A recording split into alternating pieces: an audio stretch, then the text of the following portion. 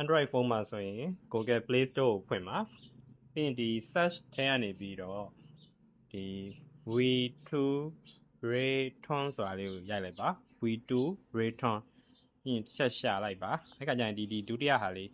ဒီကောင်လေးကြာလာမယ် V2 Raytron ဒီ icon လေးနဲ့အဲ့ကောင်လေးကို install လုပ်ပေးပါ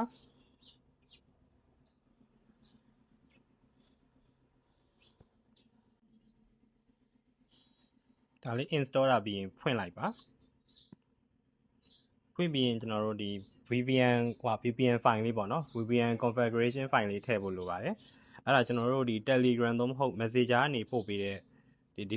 လို link လေးပေါ့နော်ကျွန်တော်တို့ဘက်ကနေ Telegram သို့မဟုတ် Messenger သို့မဟုတ် Viber ကနေပို့ပေးတဲ့ဒါမျိုး link လေးကို copy ကူးလိုက်ပါ copy ယူပြီးရင်ခဏဒီ V2 Raytron ကိုသွားပြီးတော့ဒီ screen အပေါ်နားလေးမှာအပေါင်းလေးရှိတယ်အဲ့အပေါင်းလေးကိုနှိပ်ပါပြီးရင် import config from clipboard ဆိုတာလေးကိုတစ်ချက်နှိပ်လိုက်ပါဒါဆိုရင်ဒီ VPN file လေးသူဝင်သွားပြီပေါ့နော်အဲ့ကကျွန်တော်တို့ VPN လေး connect လို့ရပါပြီဒီ power cloud လေးကိုတစ်ချက်နှိပ်လိုက်ပါပြီးရင်ဒါပထမဆုံးချိန်မို့လို့ OK တောင်းတာပါ OK နှိပ်လိုက်ပါ allow နှိပ်ပါဒါဆို connected ဖြစ်သွားပါပြီ connected ဖြစ်ပြီးဒီမျိုးဟို power cloud လေးမှာအစိမ်းလေးပြရင်ဒါ VPN လေး connect ဖြစ်သွားပါပြီအသုံးပြုလို့ရပါပြီ